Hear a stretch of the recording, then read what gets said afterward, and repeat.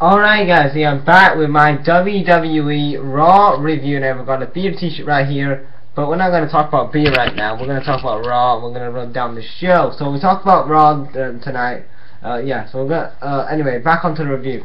So yeah, this is my WWE Raw review for the 18th of the 8th, 2014. I thought this, my expectations for Monday Night Raw last night were really good. I really was excited for Raw after SummerSlam, because the Raw after SummerSlam for the last for the last 2 years has been ever since the night after WrestleMania SummerSlam, the Raw after WrestleMania SummerSlam, that's the kind of the two pay-per-views I'm really excited for, because after those two pay-per-views, the Raw after that, you really get to get some build-up for those two shows. After those two shows, so after going into this SummerSlam after the Raw going into after SummerSlam, I thought I was really excited going into it. I thought it was going to have continue those feuds what we had at SummerSlam, and also build up to some new feuds, which we did on this last episode of Raw.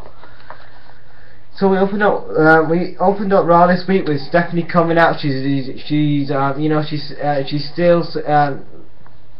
gloating that she beat Stephanie's still gloating that she beat Brie last night at SummerSlam. Then she calls out Nikki Bella to explain her actions. Nikki says that she was always jealous of Brie, and then Brie was telling her that she'll never get married, she will never have kids and stuff like that. So obviously this is I didn't really care about the promo so much. Obviously this is kind of like a sibling feud. I didn't really care about too much. And then Brie comes out saying, "Oh, I love you, Nikki," and stuff like that. And then she gets slapped. I didn't really care about it too much. This segment was just boring. Like, I like Stephanie's part, but apart from that, who wants to see a Brie Bella and a Nikki Bella feud?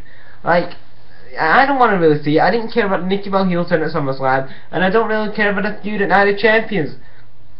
I mean, I don't really care about it at all. I don't really care. Then the first match of the night, which was Big Show, Mark Henry versus the Wyatts. I thought this match was decent. The Big Show and Mark Henry pick up the win here, with the Mark Henry hitting the World Strong Slam on Rowan. Big Show did hit a KO punch on Harper. I was thinking when I was watching this match, I think what a great idea to use Big Show and Mark Henry, they're not gonna be in the WWE for long in the next couple of years. Why not put these two guys together and have them in the tag team division to elevate younger talent like the Ascension and the Usos and make them bigger stars in the WWE? Because you're not gonna have Big Show and Mark Henry in the WWE I think they've only got maybe 2 or 3 years left, maybe 4 years at best left in their WWE career left of them. So why don't you use them to utilize mid-carders and tag team wrestlers? And just it'll make the tag team division mean something again, and it'll make the tag team division mean something again, which it really does lack some hard for me to say, I can't say the word, legitimacy. Then we get a segment, Ric Flair and Dolph Ziggler talking backstage. Flair congratulates Ziggler on his win last night. Then Miz comes up. He says that tonight is the IC title will be relevant again when he comes back to the Miz. Then we get also I did like this segment here because it teased a Ric Flair and a Dolph Ziggler kind of a tag team here, because I really like this. I hope that the WWE do put Flair with Dolph, because I think Dolph could really benefit from a Ric Flair. I mean, Ric Flair could really elevate Dolph Ziggler to the top and keep him to the top of the main event scene of the WWE. I'm a big Dolph Ziggler fan. I'm a big Nature Boy Ric Flair. I'm a big fan of the Nature Boy Ric Flair. So I think this is going to be please WWE pull the trigger on the Ric Flair and Dolph Ziggler as a team. I really like this. So if Flair's going to be Dolph's manager, I'm all for it, brother, because this is best for business. So yeah, I did like that. Then we get to a segment. Renee interviews Rollins. Before he says anything, Rollins gets Ambrose throws ice on Rollins. Then he says, "Oh, it's for charity." I thought that was a funny line. Also, there's this thing, this ice bucket thing on that people have been doing over here in the US. I don't think other people are doing this around the world, but I know us in the US have been doing this. Also, I would do my ice bucket challenge this week. I'll probably get that up maybe on Thursday, tomorrow or Thursday. I'll get that up. I've already recorded it. It'll be going up though soon. It's just you know I've recorded me doing that. So if you guys want to watch that, it'll be going up tomorrow. So. Or maybe Thursday, I haven't really decided it yet. But anyway, then backstage, then after commercial break, we have Rollins and Triple H and Kane backstage. Rollins says he wants to have a match with Ambrose tonight. Then Triple H says that yeah, he can have a match against Rollins. Against Ambrose, sorry. But he says that the fans on the WWE app can vote which stip it is. It can be no holds barred, false count anywhere, or what's the other step? I can't remember what the other step was, but yeah, they're the steps. But it is a false count anywhere match. Well, it is a false count anywhere match anyway. Second match tonight, which was Paige versus Natalya. Didn't care about the match too much. AJ distracts Paige, then Natalya wins by roll up. So also to continue this AJ Paige feud, which I really liked. Then we get a segment. Triple H says. Then Triple H presents. Then Triple H can.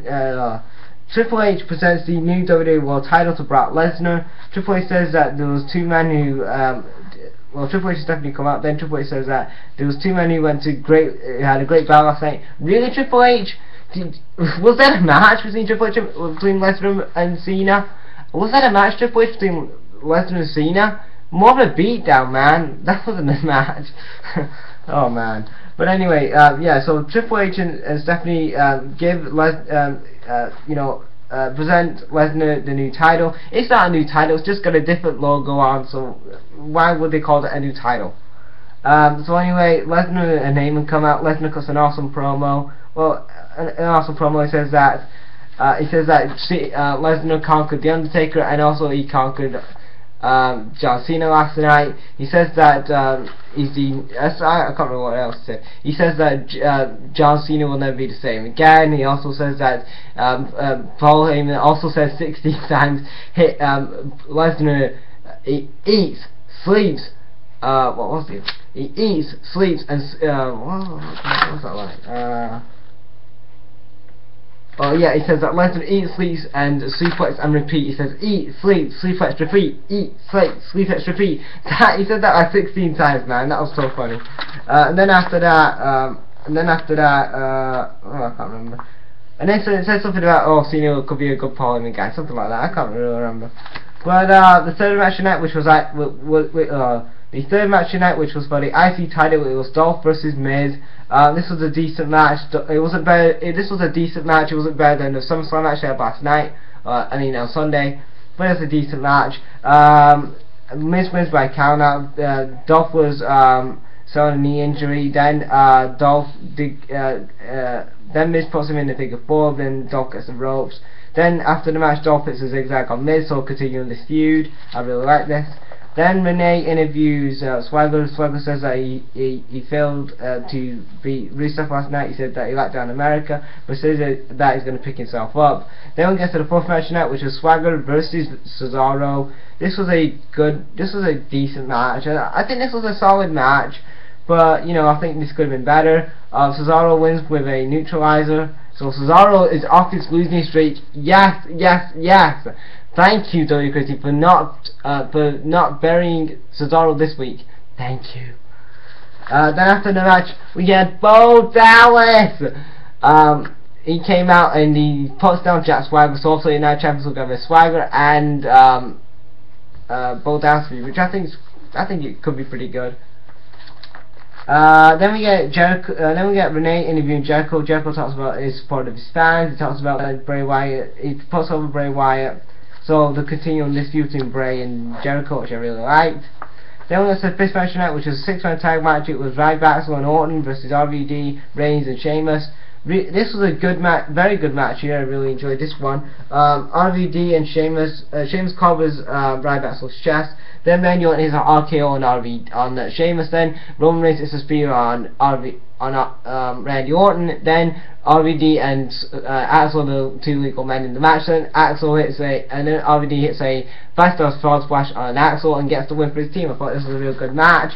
I don't know what they're doing with Sheamus and RVD. I mean, they're not really in a feud. I mean, Sheamus has had that US title for what, 3 months now, and he's not in a feud. Like, come on, WWE team, put him in a feud or something. Oh, I don't really know what to do with those two guys. Then we get what do we get here? Oh yeah, then we get a promo from Bray Wyatt. Bray Wyatt says that last night he beat Jericho. He says that Jericho was right that he said about Bray not having a heart. Then we get into the sixth match night, which was the Usos versus versus Dust Brothers. Dust Brothers get the win. I didn't really know. I forgot what the finish was to the match. I don't really care about the Dust Brothers, in my opinion. I found them really boring. I don't really care about the Stardust character. Like, it's dead boring. I don't know. I mean, I would rather prefer a Goldust and Cody Rhodes feud than fucking Stardust and Goldust teaming up on Raw. Like, don't get me wrong, I liked their tag team when it begun late last year, but I don't care for the Stardust Goldust crap. It's just kind of a lot of filler, in my opinion. Goldust and Cody Rhodes could be doing a lot better than just doing this Stardust Goldust crap. Third match tonight, which was a false count anywhere match. It was Rollins versus Ambrose. This was awesome. I really enjoyed this match. They brawled in the crowd again tonight, which they did at SummerSlam. Also, Rollins and Ambrose brawled on the ramp. One part of the match I really enjoyed where Seth Rollins did a powerbomb through a powerbomb off the top rope on to a bunch of chairs, which I thought was a sick bump. Then Ambrose does a superplex through a table onto Rollins. Then at the end of the match, Kane interferes a few times in the match as well. End of the match comes where Kane has like these stones or whatever they were, like bricks. He has them like covered under the ring bell, under this table. He unveils the table as a ton of bricks, and then he holds Dean Ambrose's head while Seth Rollins hits the curse stomp on Dean Ambrose to get the and then Dean Ambrose gets knocked out after that. Then the ref says it's a no contest, so Seth Rollins wins by no contest. So yeah, I thought this was a real good ending to Raw. And after the match, the EMTs had to stretch Ambrose out, and that's where we ended Raw. I thought this last episode of Raw was a decent show. I'll say it's a good show. I thought Raw was a decent show. I didn't think it was a really good show, but I thought it was a decent show. I liked the Ambrose and Rollins match. That was awesome. The Brock Lesnar presentation was okay. The Bella segment was awful. I didn't care about I didn't care about the Goldust and Stardust match. I like the Jericho Bray Wyatt promos. I think that's about it. I like the Ambrose and Rollins interaction.